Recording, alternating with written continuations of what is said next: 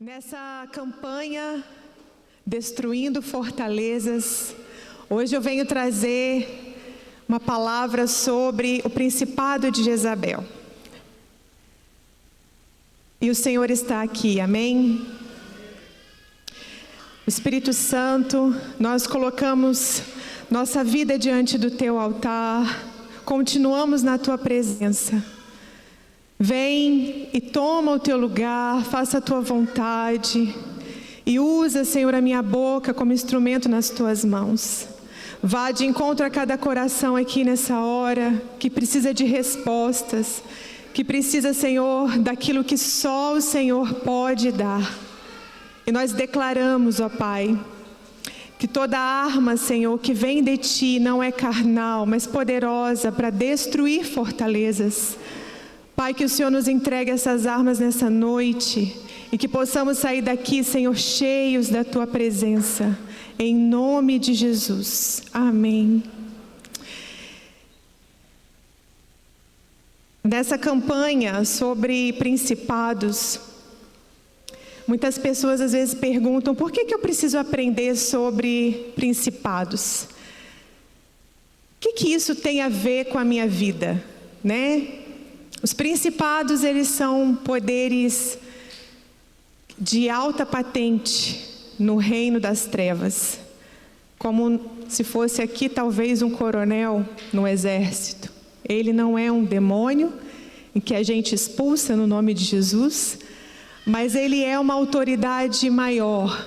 E sobre essa autoridade é liberada doutrinas e culturas que os demônios obedecem e cumprem. E contra quem vai isso? Contra nós, a igreja de Cristo. Aqueles que querem se aproximar do Senhor, aqueles que querem estar perto do Senhor em santidade. É contra nós, irmãos. Por isso tem totalmente a ver com a sua vida. E hoje nós vamos entender um pouquinho o que é esse principado, como que ele age e como nós, na nossa individualidade, podemos vencer e nos manter mais perto do Senhor, porque nós temos uma responsabilidade com a nossa fé.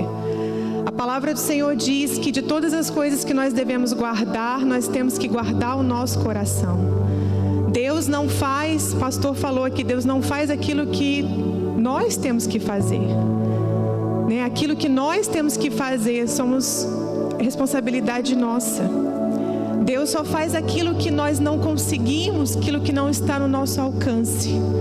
Aí o Senhor atua, aí o Senhor vem.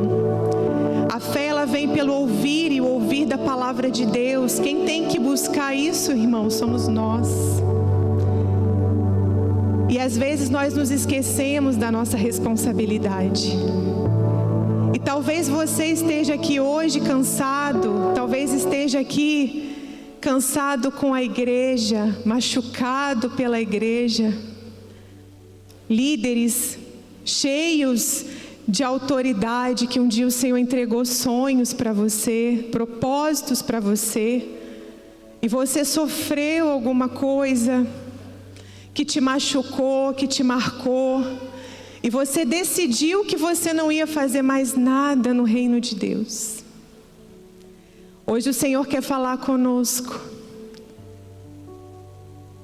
O principado de Jezabel, irmãos, tem uma palavra em 1 Reis, conta uma história de uma mulher chamada Jezabel. E quando 1 Reis conta essa história, muitas pessoas às vezes acham que se trata apenas dessa mulher, mas não, é um principado. O que Jezabel, mulher, em 1 Reis, fez foi fazer tudo o que esse principado, toda essa doutrina que esse principado prega, ela viveu isso plenamente. Ela praticou isso plenamente. E ele traz para a igreja, para os santos, a promiscuidade sexual, a idolatria. E ela é responsável por calar a voz profética. E talvez você carrega isso dentro de você como seu chamado. Talvez Deus tenha te levantado como profeta. Mas algo aconteceu com você e você nem percebe de onde veio esse mensageiro que te paralisou. Eu quero te convidar a abrir a Bíblia, se você puder. Em 1 Reis, eu vou contar a história brevemente, porque o tempo é curto, sobre Elias, Acabe e Jezabel, para que você consiga entender um pouco como foi a história dessa mulher e por que é importante a gente entender, porque o principado ele age dessa forma. Lá em 1 Reis, capítulo 17, versículo 1. Já foi aqui. Vou acompanhar aqui. Então Elias, o tisbita dos moradores de Gileade, disse a Acabe: vive o Senhor Deus de Israel, perante cuja face estou, que nestes anos nem orvalho, nem chuva haverá, senão segundo a minha palavra. Acabe era um rei de Israel. E como rei de Israel, ele tinha a responsabilidade de cuidar do povo. O povo escolhido de Deus. Mas Acabe escolheu ser totalmente avesso às coisas do Senhor. Ele praticava todo tipo de imoralidade, de pecado. E não só isso, ele se casou com Jezabel, filha de um rei adorador de Baal. Ela era sacerdotisa. E ela trouxe consigo para Israel, um povo separado por Deus, a idolatria. Ela trouxe para Israel a promiscuidade sexual. E ela começou a matar os profetas de Deus. Porque, como diz em Provérbios, sem profecia, o povo se corrompe. O que é um profeta? É aquele que traz a mensagem de Deus e fala para o povo, confrontando o pecado, consertando o povo. Só que quando a pessoa quer sair dos caminhos do Senhor, ela não quer ouvir. E é interessante para o inimigo entrar na igreja, e às vezes ele entra através desse principado, não com mentiras plenas, mas com meias verdades. E tentando calar a voz daqueles que querem o conserto, que querem trazer de fato a mensagem de Deus para a igreja. E aqui Elias, ele confronta Acabe, que estava errado, dizendo para ele que haveria um tempo em Israel que não choveria. E assim o Senhor fez. O Senhor mandou que Elias saísse um tempo daquele lugar e fosse ficar uns anos em outro lugar. Quando esse tempo acabou, o Senhor mandou Elias voltar. E aí Elias volta, só que enquanto Elias estava fora, diz aqui 1 Reis, capítulo 18, versículo 4. Eu gostaria que você abrisse, se você puder. Se o irmão puder colocar aqui, amém? Porque sucedeu que destruindo Jezabel os profetas do Senhor, Obadias tomou 100 profetas e de 50 em 50 os escondeu numa cova e os sustentou com pão e água. Nessa época, Jezabel estava matando os profetas do Senhor. Obadias, um servo de Deus, que morava no castelo e trabalhava para o rei, no palácio e trabalhava para o rei, ele escondeu 100 profetas, 50 em cada caverna, e os alimentou, irmãos, com pão e água. Pão aqui representa a palavra de Deus, água, poder do Espírito Santo. Nós não vivemos, irmãos, não sobrevivemos apenas com pão, nem apenas com água. Nós precisamos dos dois. E não só disso, mas precisamos praticar a palavra de Deus. Porque se você tem só a palavra, se você tem só o Espírito Santo e você não pratica a palavra de Deus, Tiago 1:22 diz: não basta ouvir, precisamos praticar. É a prática da palavra de Deus que vai transformar o nosso caráter. Não tem caráter transformado só ouvindo a palavra ou recebendo a unção do Espírito Santo. Ele vai vir, mas a prática, ela faz com que o seu caráter seja transformado e fique semelhante ao de Cristo. Amém? Então guarde isso, né? Obadias sustentava aqueles profetas com pão e água. E Elias volta nesse tempo. Jezabel estava matando os profetas. E ele faz um desafio aos profetas de Baal. Não sei se você já ouviu essa história de Elias e os 450 adoradores de Baal. Leia, eu convido você a ler em casa, amém? 1 Reis, ali a partir do capítulo 16 já começa a falar sobre Jezabel. Vou deixar de tarefa para a igreja, amém? Porque é bom ler a palavra. E não fique só, irmãos, com aquilo que você recebe daqui. Que você ouve aqui, gere em você vontade de ler na tua casa, continuar lendo, para que você continue crescendo, continue sendo transformado. O que vem daqui é bom, porque o Senhor derrama, mas não é só isso aqui que vai te sustentar, porque nós precisamos de mais, amém? E aqui, eu quero que você abra, se você puder, em 1 Reis 18, do 30 ao 34. Eu vou ler rapidamente, se puder pôr aqui, amém. Então Elias disse a todo o povo: chegai-vos a mim. Primeiro, Elias deixou os adoradores de Baal prepararem um sacrifício. Falou: olha, vamos fazer um sacrifício. Vocês fazem aí para o Deus que vocês acreditam, que é Baal, e eu vou fazer para o Senhor Todo-Poderoso, único. Vocês fazem aí um sacrifício, montam aí o altar, e aquele que derrama fogo, esse é Deus.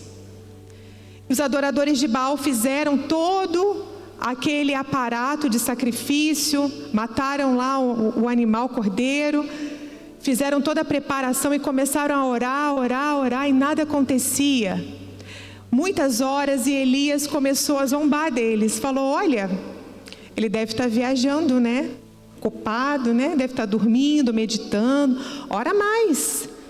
E eles oravam mais, gritavam, e nada aconteceu.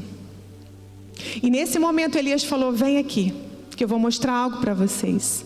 Então Elias disse a todo o povo: chegai-vos a mim. E todo o povo se chegou a ele.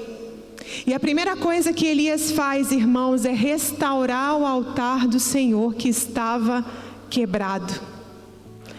Talvez na sua vida o altar do Senhor esteja quebrado. Talvez você não confie tanto no Senhor, não busque tanto ao Senhor. Talvez você tenha deixado entrar na sua vida imoralidade sexual, idolatria. Talvez você tenha se deixado calar por aquele que queria calar a voz profética de Deus na sua vida, na sua casa. Então a primeira coisa que Elias faz é restaurar o altar do Senhor que estava quebrado. Pode passar. E Elias tomou 12 pedras, conforme o número das tribos dos filhos de Jacó, a qual veio a palavra do Senhor dizendo: Israel será o teu nome.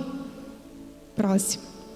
E com aquelas pedras edificou o altar em nome do Senhor. Depois fez um rego e em redor do altar, segundo a largura de 2 medidas de sementes.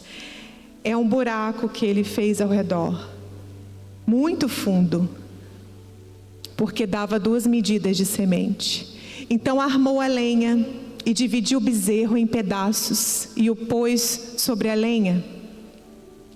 E disse: enchei de água 4 cântaros e derramai-a sobre o holocausto e sobre a lenha. E disse: fazei-o segunda vez, e o fizeram segunda vez. Disse ainda: fazei-o terceira vez, e o fizeram terceira vez. Irmãos, nós estamos falando aqui de um cenário que não tinha água, não é? Anos sem água. Primeiro Elias fala que não vai haver água. nem chuva, nem orvalho. E quando você for ler na sua casa essa história, você vai ver que tem um momento ali que Acabe junta alguns servos para ir buscar água, não tinha água. Então nesse momento o profeta, ele pede algo, provavelmente ele mandou buscar do povo água, algo que era raro, para colocar no altar do Senhor. E o que é raro para você hoje? O tempo? Talvez o tempo para você seja algo raro. Talvez você esteja cansado e o ânimo, o vigor é algo raro para você. E essa mensagem, ela traz isso para nós, que num tempo de escassez na sua vida, o Senhor quer que você entregue no altar aquilo que te falta, porque é Ele quem te supre. Pode passar, por favor. De maneira que a água corria ao redor do altar, e até o rego ele encheu de água. Sucedeu que no momento de ser oferecido o sacrifício da tarde, o profeta Elias se aproximou e disse: ó Senhor Deus de Abraão, de Isaque e de Israel, manifeste-se hoje que tu és Deus em Israel, e que eu sou teu servo, e que conforme a tua palavra fiz todas essas coisas. Responde-me, Senhor, responde-me, para que este povo conheça que tu és o Senhor Deus e que tu fizeste voltar a teu coração. Então caiu o fogo do Senhor e consumiu o holocausto e a lenha e as pedras e o pó, e ainda lambeu a água que estava no rego. O que vendo todo o povo, caíram sobre os seus rostos e disseram: só o Senhor é Deus, só o Senhor é Deus. Aleluia, glória a Deus. O povo ficou vendo aquele mover de Deus e entendeu que o Senhor era Deus. Precisou daquilo, do fogo descer. Depois disso, a história continua falando que Elias juntou os 450 profetas de Baal e os matou. Acabe conta isso para Jezabel. E Jezabel manda um recado para Elias. Lá em 1 Reis, capítulo 19, versículo 2. Se você puder abrir, ou então acompanhar aqui. 1 Reis 19, 2.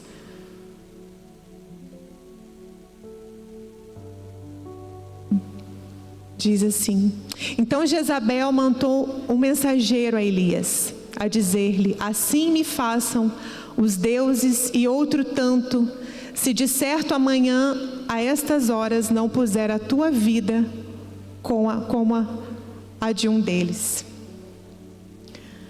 Elias ficou com medo do mensageiro. No dia que Deus mandou Elias ir falar com Acabe rei, tinha um exército, poderia matá-lo naquela hora. Ele não teve medo. Aqui Jezabel manda um mensageiro para falar com ele. Esse mensageiro ficou perto dele, não podia tê-lo matado? Foi uma palavra. Uma palavra depois de uma grande vitória, de algo extraordinário que o Senhor fez através da vida de Elias, que ele viu com os próprios olhos. Depois disso, ele teve medo por causa de um mensageiro, por causa de uma mensagem, uma ameaça de morte. Quantas vezes, irmãos, nós somos usados por Deus para tantas coisas. Vemos Deus agir na nossa vida através de nós. E quando fazemos grandes coisas, depois que acontece tudo, vem alguma coisa nos ameaçar, nos trazer medo, nos trazer angústia, nos trazer ansiedade. E nessa hora, a gente às vezes se esquece. Quem é aquele Deus que fez descer fogo do céu? E o que a gente faz às vezes? Esconde. Se esconde. E Elias fez isso. Ele virou para o Deus Todo-Poderoso e disse: Eu fiz tudo isso e agora querem me matar. Vou me esconder numa caverna. Tira a minha vida, não quero mais viver. Que afronta, né? Dizer para o Deus, autor da vida, não quero mais a vida. Mas o Senhor perdoa. O Senhor nos conhece, as nossas limitações. E Deus manda um anjo para despertar Elias. E sabe o que o anjo leva para Elias, irmãos? Pão e água. Porque nós precisamos de pão e água. E disse, olha, come, levanta, porque é longa a tua caminhada. Volta pelo caminho por onde você veio. E deu ordens a Elias e ele concluiu essas ordens. Reanimado pelo Senhor. E eu contei essa história para que você soubesse um pouco como era o cenário quando Jezabel era rainha de Israel, junto com Acabe. Era uma mulher idólatra, era uma mulher cruel, que matava os profetas do Senhor, calava aquela voz profética, trouxe todo tipo de idolatria para meio do povo de Deus, imoralidade sexual. E talvez você olhe e fale, mas e nós hoje? Abra sua Bíblia se você puder, no livro de Apocalipse, ou acompanhe aqui. Apocalipse capítulo 2, versículo 19 e 20. Essas é as cartas que Deus escreve para as igrejas. E numa delas ele diz assim: eu conheço as tuas obras, e amor, e serviço, e fé, e a tua paciência, e que as tuas últimas obras são mais do que as primeiras. O Senhor reconhece. Mas algumas poucas coisas tenho contra ti, que deixas Jezabel, mulher que se diz profetiza, ensinar e enganar os meus servos, para que forniquem e comam dos sacrifícios da idolatria. Eu li um livro sobre o Principado de Jezabel, da Tamires Garcia. E lá ela fala que, provavelmente, quando o Senhor fala de Jezabel mulher, é para que nós nos lembrássemos tudo o que essa Jezabel fez e pudéssemos entender sobre essa doutrina do principado. Sobre os nomes, ela levanta algumas questões, mas o fato é, irmão, que independente de ser sobre o nome da mulher ou não, é o principado. E o que nós precisamos saber é sobre essa doutrina, sobre aquilo que pode influenciar a nossa vida. E o Senhor diz que tem algo contra a igreja, que a igreja tolera. Será que nós toleramos, irmãos, isso na nossa vida? Será que nós toleramos isso na nossa casa, no nosso ministério?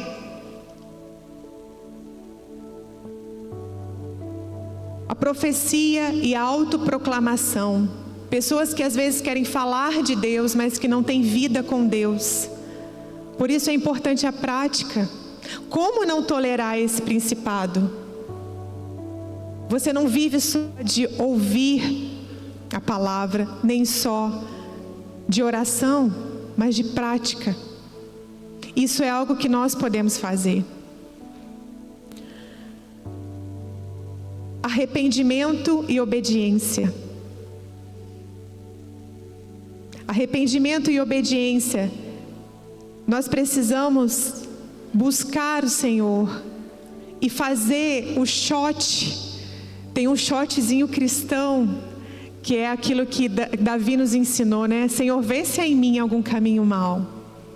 Porque às vezes, irmãos, a gente acha que a gente está muito certo, que a nossa vida está muito correto.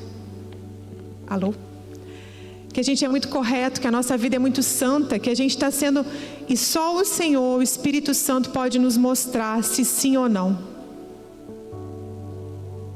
E nós precisamos disso, precisamos voltar para o Senhor e perguntar a Ele: vê se há em mim, Senhor, algum caminho mau, e guia-me pelo caminho eterno.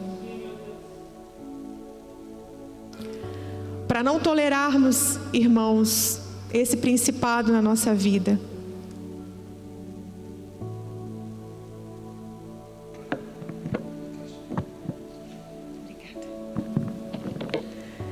nós precisamos restaurar o altar. palavra, espírito, oração, jejum, confissão de pecados e mesa com o Senhor. Precisamos reordenar a casa de Deus. Qual é o seu lugar na casa de Deus, irmão? Será que você parou por uma ameaça? Por algo que te entristeceu ou te feriu? Talvez porque esse espírito, quando se fala de espírito de Jezabel, o que a igreja pensa sobre as mulheres, não é? As mulheres, ela está com o espírito de Jezabel. Não, Jezabel não é um espírito de demônio que se expulsa em nome de Jesus. É um espírito de potestade, de principado, que é uma patente mais alta. Então não sai em nome de Jesus. Sai quando eu não quero tolerar. Ela só fica se você tolera. Se você permite que ela traga para a tua vida, para a tua casa. E quando fala das mulheres, a imoralidade sexual hoje em dia, a gente conhece algumas, né? É pornografia, é aquela olhadinha, né? Ninguém está vendo. Mas também tem algo que está se levantando, que é a fantasia da mulher. Ela é muito atacada nas fantasias. E hoje se levanta muitos materiais para fantasia, os doramas. Às vezes a mulher está mal no casamento, está com a vida difícil. Aí ela vai lá assistir um dorama. Só que aí ela não guardou o coração, aí aquele dorama vai entrando, sabe? Levando ela. E Jezabel está lá, ó, usando aquele instrumento, aquela brecha para poder seduzir. Ela vai. E aí ela já começa a ter desinteresse pelo marido. E coisas vão acontecendo na casa. Então não é só com as mulheres, são homens, mulheres e até mesmo líderes. Qualquer um de nós pode ser seduzido, pode ser influenciado por essa cultura. E nós temos aqui, o Senhor nos entregou hoje o antídoto. Amém? E eu quero que você feche os teus olhos agora no teu lugar, se você puder.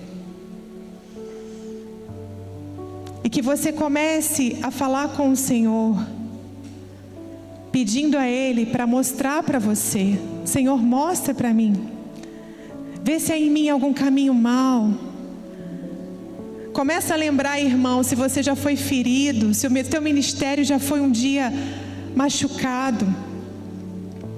Se pessoas já tocaram, impedindo você de fazer a obra do Senhor. Talvez você veio do Brasil decidido a não fazer nada no ministério. Não vou mais fazer, eu já fui muito machucado. Eu tentei fazer grandes coisas, mas aí aquele líder, aquele pastor, aquela pessoa me desanimou. Começa a pensar isso e começa a falar com o Senhor. Como é que está a sua vida de santidade, meu irmão? Como é que está? Você sabe. E o Senhor está aí com você, mas não para te acusar. É tempo de restaurar o altar. Amém? É tempo de restaurar o altar. Quero chamar aqui o Ministério de Louvor.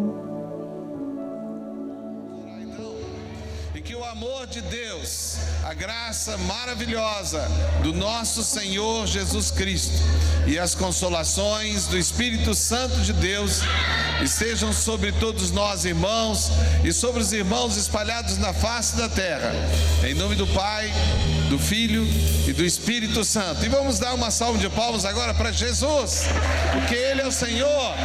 E seja feliz, mas faça alguém feliz, aleluia.